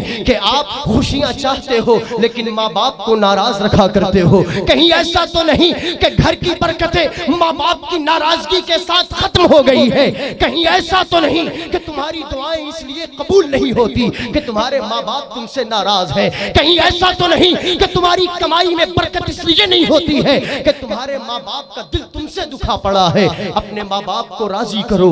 अल्लाह करीम हमें और हमारे वालिदैन को अल्लाह करीम जन्नत अता फरमाए, आपके वालिदैन को जन्नत अता फरमाए। वो बच्चा दौड़ा दौड़ा अपनी माँ के पास गया। माँ ने देखा कि बेटा आया तो है लेकिन उसका हाथ खाली खाली है। माँ की ममता की बाहें खुल गई, बेटे को प्यार के लिए अपनी आगोश में समेटा और उसके बाद पूछा कि मेरे लख्ते जिगर, तेरे जाने की शोखियां बता रही थी कि तू अपने चचा से कुछ लेकर आएगा, मेरे लिए किसी तरह का सामान लाएगा, मेरे जिस्म के ढकने का कोई सामान लेकर आएगा, लेकिन बात क्या है? तेरे आने का अंदाज बताता है कि तू नाकाम लौटा है, तेरा हाथ खाली है, तेरे पास कोई सामान नहीं। उसने कहा कि अम्मी जान, मैं अपने चचा के पास गया तो था लेकिन मेरे चचा ने मेरी फरियाद रसी नहीं की, उसने मुझे धुतकार दिया, उसने गुरूर और तकब्बुर का तेवर दिखाकर मुझे अपने घर से बाहर कर दिया। लेकिन ए अम्मी जान, एक खुशखबरी भी लाया हूँ। माँ ने सुना, कहा बेटे कैसी खुशखबरी है? अर्ज करता है कि मेरी माँ, मैं अपने चचा के पास से मायूस होकर लौट रहा था कि रास्ते में एक शख्स मिला, दुनिया जिसे मुसलमान कहती है, दुनिया जिसे मोहम्मद अरबी का गुलाम कहती है, उसने मेरे निकलते हुए आंसुओं को पोंछा, उसने मेरे झुके हुए सर को प्यार किया, उसने मेरी पेशानी पे बोसा दिया, उसने मेरी कैफियत जानी, उसने मेरे गम में डूबे हुए अंदाज और लबो लहजे को जानने की कोशिश की। मैंने जब उसके सामने सारी बक्ता सुनाई, सारी कहानियां सुनाई तो उसकी आंखों में भी आंसू था मेरी माँ। माँ ने पूछा और उसने क्या कहा? उसने कहा कि ऐ मेरी माँ, उसने कहा कि जिसका कोई सहारा नहीं होता है मोहम्मद उसका सहारा बन जाते हैं, जिसका कोई नहीं होता है मोहम्मद उसके अपने बन जाते हैं। जिसको दुनिया धुतकार देती है मोहम्मद अरबी उसको सीने से लगाने के लिए तैयार है। दुनिया जब जिसे प्यार के लिए नहीं मानती मुस्तफा उसे अपने सीने से लगाने के लिए तैयार बैठे हैं। उसने मुझे काबतुल्लाह के सहन से, काबतुल्लाह की दीवार से टेक लगाए हुए पैगंबर इंसानियत का पता दिया है। उसने मुझसे कहा है कि तू कहीं ना जा, न तेरा सगा काम आएगा न तेरा चचा काम आएगा। अगर काम आएगा तो मुस्तफा काम आएंगे, अगर काम आएगा तो आमिना का लाल काम आएगा। ऐ मेरी माँ, उसने कहा है कि मोहम्मद अरबी के पास जा, अपनी बातें सुना, अपनी कहानियां पेश कर, वो जरूर तेरी फरियाद रसी फरमाएंगे। माँ ने जैसे ही मोहम्मद अरबी का नाम सुना अपने बेटे के मुंह पे हाथ रखा। ना बेटे ना, ऐसा हरगिज न करना, क्योंकि मैंने सुना है कि जो उनकी बारगाह में जाता है उनके दर का गुलाम बन जाता है। मैंने सुना है कि जो उनकी आंखों से लुटते हुए फैजान के धाराओं के सामने आता है वो उनकी दीवानगी में मर मिटने के लिए तैयार होता है। ना बेटे ना, सबके पास जाना लेकिन मुसलमानों के आका के पास न जाना। हमने बड़े बड़े लोगों को देखा है कि रेशमी लिबास पहनने वाली जात भी उस बारगाह में पेवंद नुमा लिबास को अपनाती है, लेकिन अपने सीने को मुस्तफा के इश्क में मचलने के लिए तैयार करती है। हमने सुना है कि जिसका जिस्म रेशमी लिबास के लिए तैयार नजर आता था वो मुस्तफा की बारगाह में जाकर बोरे के टाट के लिबास पहनने को तैयार नजर आता है। उनके पास न जा, वो तो लोगों को आबाओ अजदाद के दीन से फेर देते हैं। बेटे ने कहा मेरी माँ, उस शख्स की गुफ्तगू में बड़ा प्यार नजर आता था, उस शख्स की बातों में मुझे बड़ा अपनापन नजर आता था। माँ मुझे इजाजत दे कि मैं उसकी बारगाह में जाऊं और अपनी बात सुनाऊं। माँ ने कहा बेटे मत जा, तू अगर गया तो फिर अपने दीन से हाथ धो बैठेगा। तू यहूदी है, तो मूसा अलैहिस्सलाम का पैरोकार और मानने वाला है, तू उनके पास गया तो फिर अपने दीन से हाथ धो बैठेगा। बेटे ने जो जुमला कहा है उस पे तवज्जो चाहूंगा। बेटे ने अपनी माँ के हाथों को अपने हाथों में लिया, अपने माँ के हाथों को बोसा दिया और उसके बाद बरजस्ता कहा ऐ मेरी माँ, तेरा बेटा तेरे हाथों पे हाथ रखकर तुझसे ये वादा करता है कि मैं मोहम्मद अरबी के पास जाऊंगा, अपनी कहानियां सुनाऊंगा, तेरा हाल पेश करूंगा। लेकिन बेटा अपनी माँ को सामने रखकर, हाथ पे हाथ रखकर ये कसम उठाता है कि मैं मोहम्मद अरबी का दीन कबूल नहीं करूंगा, उनसे दीन की बातें नहीं सीखूंगा, बस मैं अपनी बातें सुनाऊंगा, परेशानियां सुनाऊंगा, मुसीबतों का इजहार करूंगा, मुश्किलात की कहानियां सुनाऊंगा। वो मेरी दस्तगीरी फरमाए तो बड़ी बात है, वो मेरे ऊपर करम फरमाए तो बड़ी बात है, मैं उनसे दीन कबूल नहीं करूंगा। माँ ने जब सुना कि छोटा सा बच्चा है लेकिन तेवर यह है कि यहूदियत इसकी रगों में पेवस्त हो चुकी है, यहूदियत इसकी रग रग में पेवस्त है, माँ के चेहरे खिल गए। उसकी पेशानियों पर उसकी पेशानियों की चमक बता रही थी कि माँ को अपने बेटे से, अपने दीन से प्यार की ऐसी ही उम्मीद थी। माँ ने कहा ऐ मेरे बेटे, अगर तू इस यकीन के साथ उनकी बारगाह में जाता है, इस यकीन के साथ जाता है कि तू उनका दीन कबूल नहीं करेगा तो जा, तेरी माँ तुझे इजाजत देती है, लेकिन वादा याद रखना तुझे सब कबूल करना है, उनका दीन कबूल नहीं करना है। अफ़्वो दरगुजर को छोड़ देने वालों सुनो, मोहब्बत और प्यार से अपने आप को बचाने वालों सुनो, अपने दिल में कदूरत, अपने दिल में हसद, अपने दिल में जलन, अपनी ज़बान पर शिद्दत इख्तियार करने वालों सुनो, लोगों के दिलों को ठेस पहुंचाने वालों सुनो।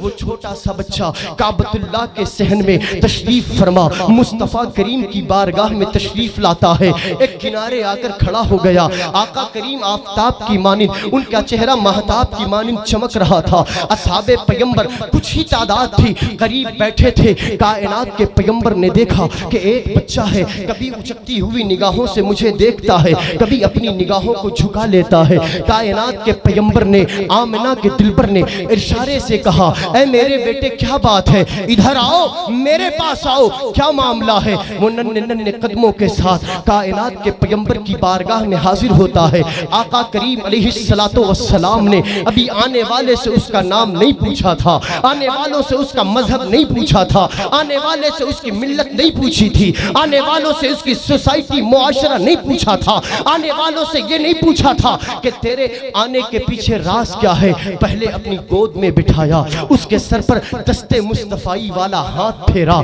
मुस्तफा करीम ने उसके मासूम से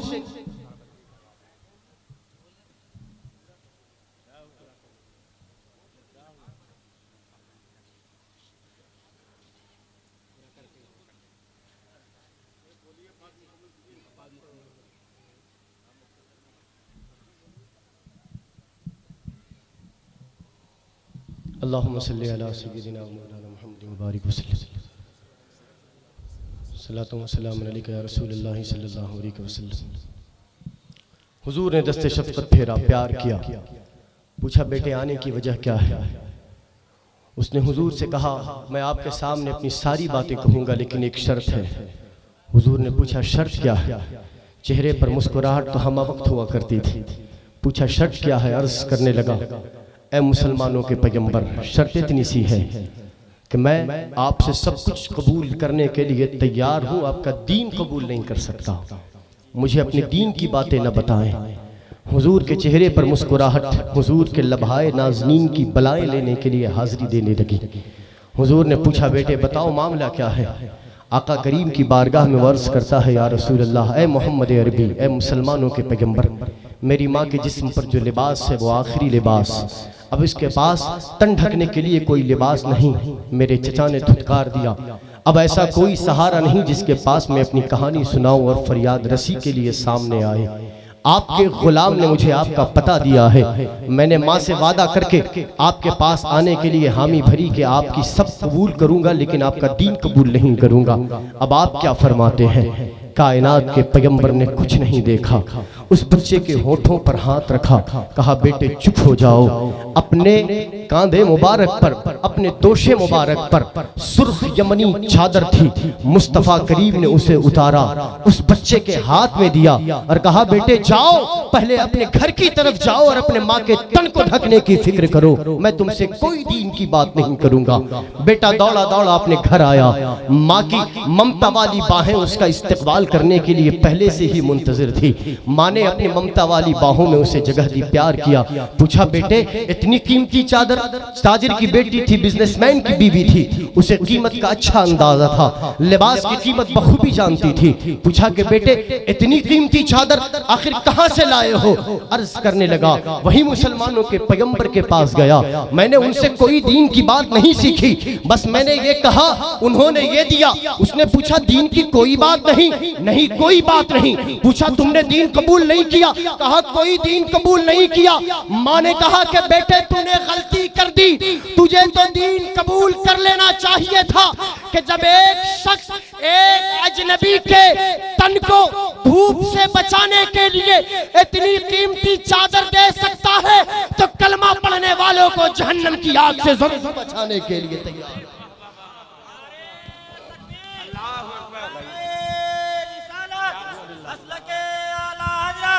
नारे तकबीर, नारे रिसालत। चादर को बोसा दिया, सर पे रखा, आंखों से आंसुओं की लड़ियां थी और अर्ज कर रही थी बेटे तू कबूल करे न करे, मुझे तो उनकी चादर ने कलमा पढ़ा दिया। कहा अशहदु अल्ला इलाहा इल्लल्लाह व अशहदु अन्ना मुहम्मदुर रसूलुल्लाह। लोगों अपने अखलाक अच्छा करें, अपने किरदार को अच्छा करें, अपनी गुफ्तगू को अच्छा करें, प्यार और मोहब्बत की भाषा बोले।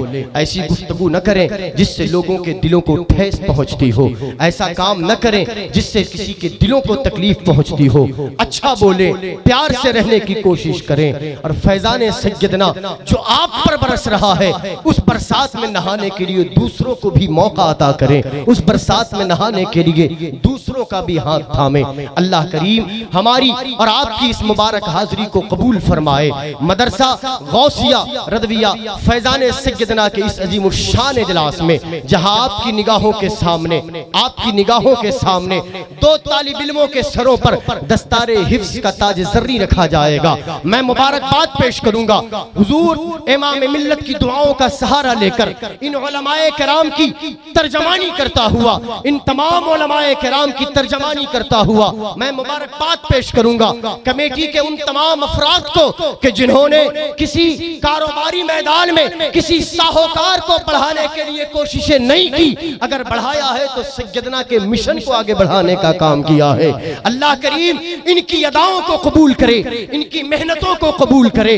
और यकीन के साथ ये बात कहने की जुर्रत कर रहा हूं, अगर आपने 10, 20, 50 रुपए के पान खाकर थूक दिए तो उससे कोई फायदा ना आपके जिस्म को होने वाला है, नुकसान हो सकता है, गंदगी फैल सकती है। लेकिन अगर 50 रुपए देकर आपने मदरसे की एक ईंट खड़ी कर दी है तो खुदा के लिए इस बात को अपनी समातों से कल्ब तक पहुंचाओ कि 50 रुपए से खरीदी हुई वो एक ईंट अल्लाह करीम आपको उसे एक ईंट के सदके में जन्नत अता फरमाने वाला है।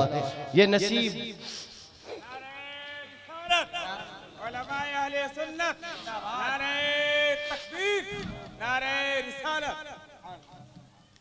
हाफिज मोहम्मद शफीउल्लाह आलम इब्न मोहम्मद नाजिम रसूल साहब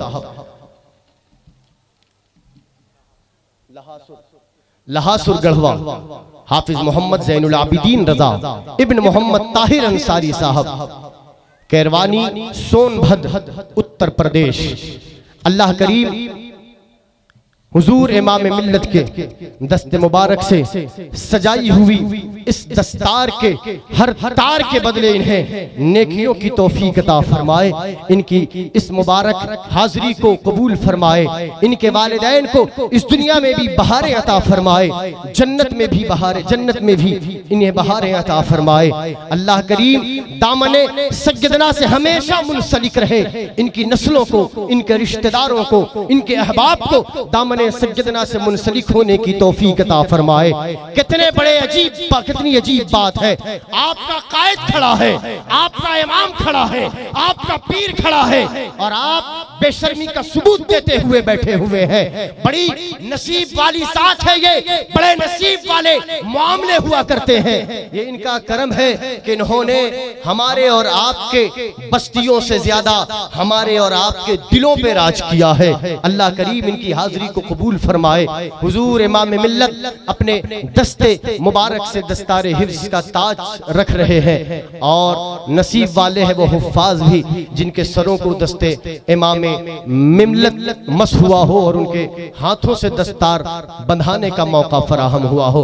नारा मैं लगाऊंगा या आप लगा सकते हैं?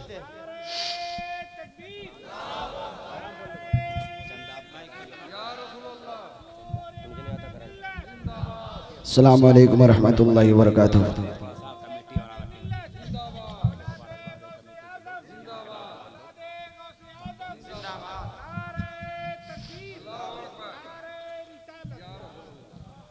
हर 5 साल में बदल जाने वाली सरकारों के झुरमुट में रहने वालों, आने जाने वाली सरकारों का साथ और आने जाने वाली पार्टियों का नारा लगाने वालों, उनके नामों का नारा लगाओगे तो हो सकता है कि 2-4 रुपए जेब में आ जाए, जो आएंगे और खत्म हो जाएंगे। लेकिन नारे तकबीर और रिसालत और नारे गौस और सज्जदुल हिंद का नारा लगाना इस बात की जमानत है कि हमारे दिल इश्क़ मुस्तफा और इश्क़ गौसुल वरा से जगमगा रहे हैं।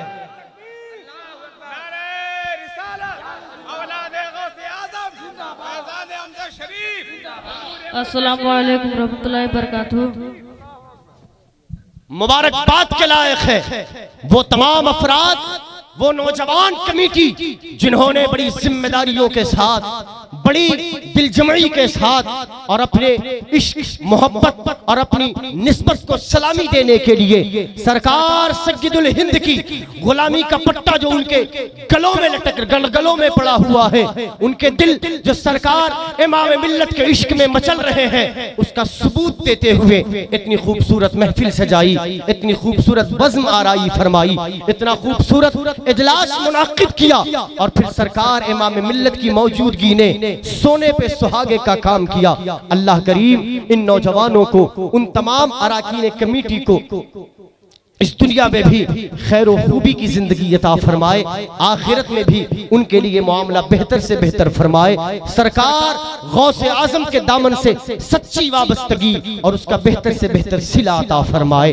व आखिर दावाना अनिल हम्दुलिल्लाहि रब्बिल आलमीन, अस्तगफिरुल्लाह रब्बी मिन कुल्लि दम्बिन व अतूबु इलैहि। किसी को जमाने की दौलत मिली है, किसी को जहां की हुकूमत मिली है, हम अपने मुकद्दर पे कुर्बान जाए, हमें इमाम मिल्लत की निस्बत मिली है।